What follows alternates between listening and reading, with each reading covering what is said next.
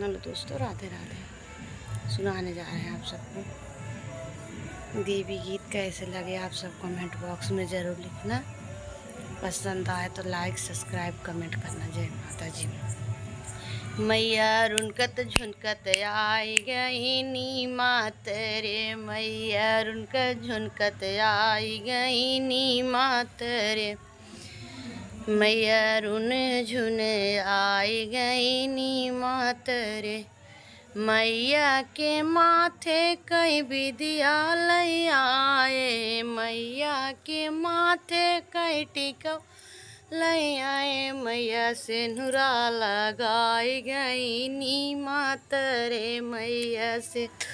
लगाई गई नी मात रे, मैया रुन झुन आई गई मात रे, मैया रुनकत झुनकत आई गई नी मात रे, मैया के हाथे कई चूड़िया लय आए, मैया के हाथे कई कंगना लय आए, मैया मेहंदी लगाई गई नी मात रे, मैया मेहंदी लगाई गई नी मात रे, मैया रुन झुन आई गई नी मात रे, मैया रुन झुन आई गई नी मात रे, मैया के पैरों के पायल लय आए, मैया के पैर के बिछी लय आए,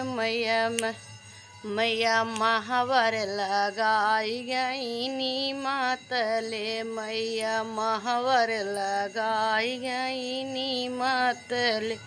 मैया रुन झुन आई गई नी मात रे, मैया रुनकत झुनकत आई गई नी मात रे,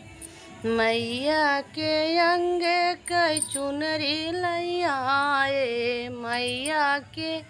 गो कई लहंगा लय आए, मैया चूनर पहिर गई नी मात रे, मैया चूनर पहिनी गई नी मात रे, मैया रुन झुन आई गई नी तले, मैया रुन झुन आई गई नी मात रे, मैया के भोग मई पूड़ी बनाए, मैया के लिए हम हेलुआ नाए, मैया रुन झुन जई गई नी मात रे, मैया रुन झुन जई नी मात रे, मैया रुन झुन आई गई नी तले, मैया रुन झुन आई गई नी मात रे,